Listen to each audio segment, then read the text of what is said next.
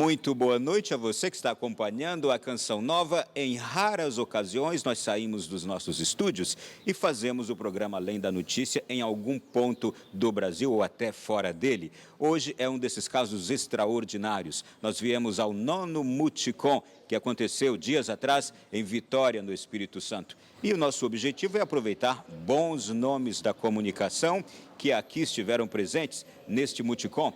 E eu já tenho o prazer de receber aqui, ao meu lado, com muito gosto também, inclusive porque já o conheço há bastante tempo, padre cantor, um dos primeiros que conheci também, padre Gildásio Mendes, doutor em comunicação pela Wayne State University, em Michigan, Estados Unidos, salesiano, provincial salesiano, da província de Campo Grande, Mato Grosso do Sul. Padre Gildásio Mendes, boa noite. Prazer tê-lo aqui. Boa noite para você, para toda a equipe da Canção Nova, para toda a audiência que vocês têm. E é um prazer estar aqui com você, Ronaldo, essa noite. Bom, como sempre, o nosso programa aborda questões importantes de atualidade. É um bom debate que nós temos no fim de noite em nossa casa e em família. Por isso que eu sempre peço a você também que já passe uma mensagem, um correio eletrônico para alguém, pegue o telefone, bata na porta da vizinha para que acompanhe esse programa, porque o assunto certamente será do seu interesse. O tema que nós vamos abordar com o padre Gildásio é ética nas comunicações. Foi o tema que o senhor abordou aqui no 9º Multicom. Mas antes de entrarmos na temática, eu já pergunto, o senhor é doutor em comunicação. Por que um padre quis especializar-se em comunicação a tal ponto? Bem, eu estava aqui no Brasil há primeiros anos de padre e meus superiores me pediram para eu estudar comunicação. E era na Itália. Aí eu falei assim, olha, eu vou para a Itália se me deixar passar um ano em Londres para eu aprender um pouco de inglês, né? Aí eu fui para a Itália e depois eu fui para os Estados Unidos, que eu queria fazer doutorado. E entrei na Michigan State University e em 5 anos terminei o doutorado. Porque eu acho que a igreja precisa também de pessoas competentes, que conheça, seja a teoria como a prática. Eu tive a oportunidade de conhecer a parte, vamos dizer assim, de uma visão de comunicação da Europa, né? Que é mais humanística, que é uma visão mais metafísica, talvez, e a americana, que é mais pragmática e técnica. Então, eu queria conhecer esses dois aspectos da comunicação e depois fazer uma interpretação, uma leitura latino-americana. Portanto, para mim foi muito bom viver nesses 3 continentes e hoje falar de comunicação a partir de uma visão mais global. Se tornou mais fácil entender a comunicação a partir do conhecimento também dessas 2 visões externas? Exatamente. Você começa a compreender que a comunicação mais importante é aquilo que é mais simples, né? Que comunicação nasce da simplicidade, da proximidade, do encontro, do básico, né? Às vezes nós temos muitos conceitos, nós estudamos muita filosofia e nós trazemos muito conceitos metafísicos, o que é muito bom. Porém, quando você passa a comunicar, você precisa entender as pessoas, as relações, a linguagem, as coisas simples. Então, na verdade, é uma conversão, tá? Para você se tornar uma pessoa mais simples e mais próxima. É por isso que Jesus Cristo é um grande exemplo. E quando falamos de comunicação, não é, padre? Não precisamos nos remeter somente aos meios de comunicação, aquela comunicação feita pelos meios. É muito mais abrangente. Exatamente, exatamente. Evidentemente que conhecer as teorias, as técnicas, os métodos de comunicação, tudo isso nos ajuda muito. Porém, a comunicação verdadeira é aquela das relações, né? O pai com o filho, o educador com os educandos, o comunicador com sua audiência. É a proximidade, o relacionamento, a capacidade de amar e estar próximo. Eu vou pedir à nossa equipe que, enquanto a gente fala aqui um pouquinho, que sejam mostradas algumas imagens do 9º Multicom. O senhor abriu o 9º Multicom em Vitória, no Espírito Santo. Falou sobre ética nas comunicações. Primeiro de tudo, queria ir à raiz da palavra ética antes de chegar à comunicação. Como entender ética? Exatamente. Primeiramente, esse tema foi muito bem escolhido. Está de parabéns toda a comissão, porque o tema da ética é o tema necessário e urgente do momento que nós estamos vivendo. Tá? A palavra ethos, né, do grego, ela tem a base, o que são os grandes princípios, né, que regem uma vida humana. A justiça, a solidariedade, a verdade, o amor, a paz, são aqueles aspectos da existência humana que ajudam o ser humano a viver com dignidade, a viver na paz, no bom convívio social com as pessoas e com a sociedade, com a cultura em geral. São aqueles princípios que asseguram o ser humano que no final do dia ele está bem como ser humano. E nós vivemos uma crise ética.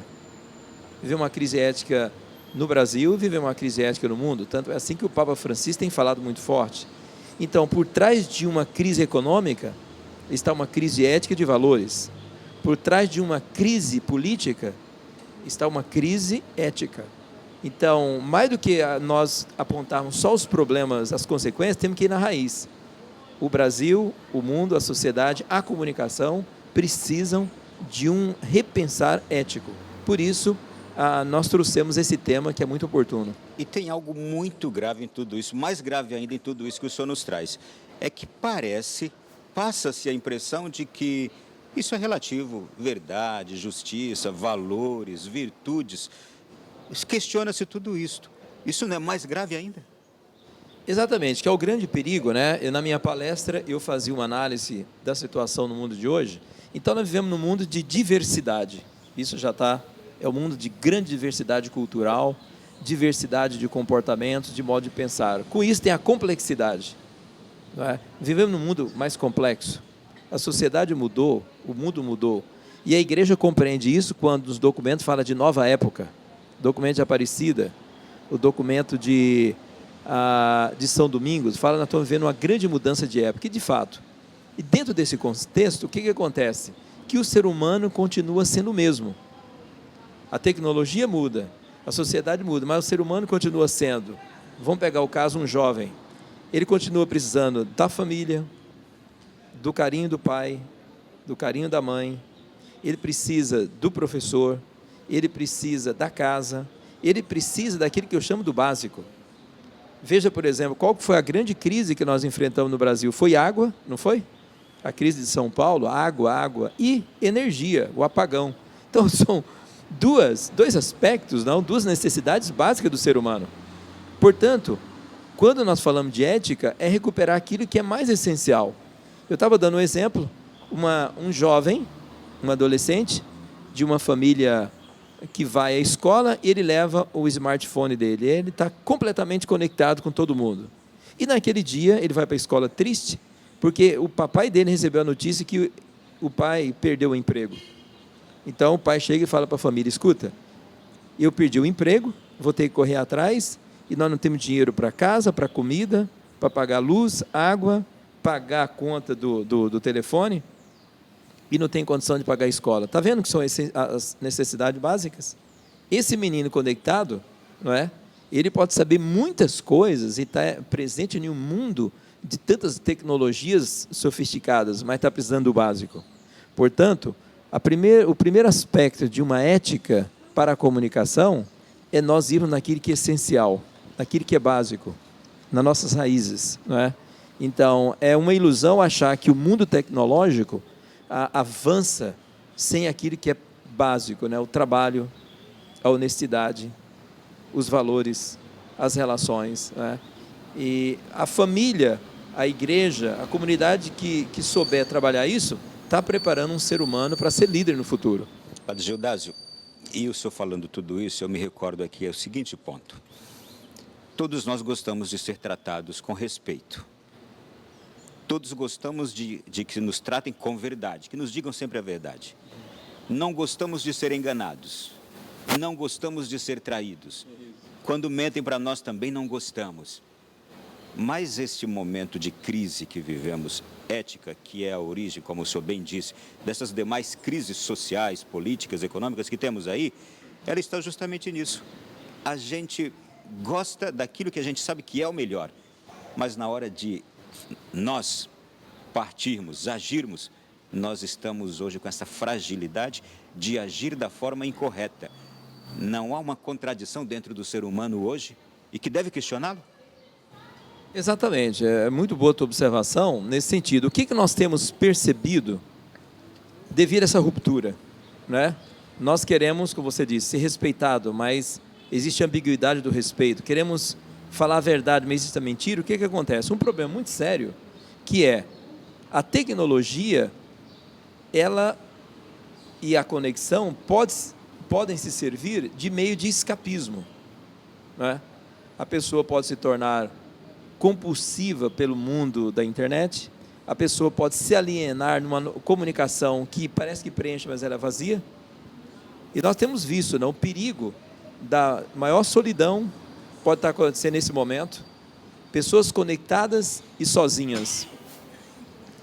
Você está conectado com milhares de pessoas, mas você não se sente amado. Você está conectado com milhares de informações, mas você não sabe o que é a verdade. Você está com muita gente, mas você não tem uma comunidade. Portanto, é um momento de repensarmos a ética a partir desse ponto. Por isso que existe uma coisa muito bacana agora, que se chama assim, a força do local. No mundo globalizado, as pessoas estão começando a valorizar mais a família, a própria rua, a própria comunidade, as próprias festas, os próprios valores locais. Isso é um elemento muito importante, o retorno para o local. Isso faz com que as pessoas retornem às suas raízes. É muito bonito no Brasil, a gente vê, por exemplo, as festas religiosas, né? Como é bonito. Uma festa de Corpus Christi, uma festa Nossa Senhora Aparecida, a festa dos padroeiros nas regiões, a música, todo o valor do esporte, né? O valor desses elementos que fazem parte da nossa vida. E a tecnologia deve nos ajudar a aprofundar isso e não alienar do local. E a família também faz parte do local. Nós sabemos que agora o Papa e a Igreja, né, tá preparando aí o grande encontro sobre a família. A família é o local das relações. Portanto, uma tecnologia na família, uma tecnologia na comunidade, uma tecnologia a favor do local. Olha, antes de concluirmos este primeiro bloco, a gente já está tendo aqui um melhor entendimento sobre a questão ética, palavra ética, conceito. Só reafirmando, portanto, existe uma verdade. Existem valores imprescindíveis. Existem estruturas e bases sólidas das quais o ser humano não pode abrir mão. É isto? Isso chama-se ética? Exatamente. São aqueles valores básicos que fazem parte da constituição da vida, da existência e presente em todas as culturas. E aqui que está a maravilha de Jesus Cristo, né? Eu apresentei na minha palestra exatamente Jesus Cristo como o inspirador de uma ética para toda a sociedade, inclusive para o mundo tecnológico. Por que Jesus Cristo é uma referência? Porque, independente de uma geografia, de uma cultura, independente de religião, ele foi capaz de acolher, valorizar, confirmar os valores das pessoas, de uma samaritana, de um Zaqueu, de um samaritano. Então, Jesus Cristo, ele consegue mostrar a profundidade das relações, da simplicidade. Portanto, isso é um valor inegável, inegociável, que é o valor da pessoa humana. E exatamente por que a ética ela é necessária? Porque ela resgata esse valor. O valor do corpo, o valor da afetividade, da sexualidade, da espiritualidade. Porque não existe nenhuma sociedade que caminha, que tem futuro, se não trabalhar isso. Te dou um exemplo. Nós estamos agora refletindo, dentro do mundo das conexões, a questão da saúde. Toda vez que eu vou falar para uma família, para uma comunidade, sobre como educar os jovens para usar as novas mídias, eu falei, começa pela saúde. Você pega o exemplo dormir. A neurociência já nos ensina hoje, a psicologia, que uma pessoa que não dorme bem, ela vai ter problemas depois de saúde. Isso é inegável. Portanto, como você refletir com os jovens que a saúde, dormir bem, alimentar bem, exercitar, ter boas relações, ter privacidade, praticar um esporte, né? Pertencer a uma comunidade, que é um elemento fundamental de saúde. Então, por que a saúde é um elemento ético? Né? Isso vale para todo mundo. Né? Então, é a partir do valor da ética que nós resgatamos a sociedade. E aí, a ética nos ajuda a fugir do descartável, que é uma coisa muito perigosa, né? Descartável, para tudo. Fugir da fragmentação exagerada, do pragmatismo exagerado, do funcionalismo. Porque as pessoas podem se tornar escravas se elas não olhar para o geral. Um exemplo é a questão da natureza, que o Papa Francisco agora nos chamou a atenção para uma ecologia integrada. E eu posso estar dentro de casa conectado com o mundo, esquecendo daquilo que está ao meu redor. A água, as plantas, os animais. Portanto, ética é fundamental para a comunicação e para a evangelização. Daqui a pouquinho nós vamos continuar. Foi só o primeiro bloco. Eu tenho aqui ainda tantos argumentos a conversar com o padre Gildásio Mendes. Nós vamos para o nosso intervalo e já já a gente retorna.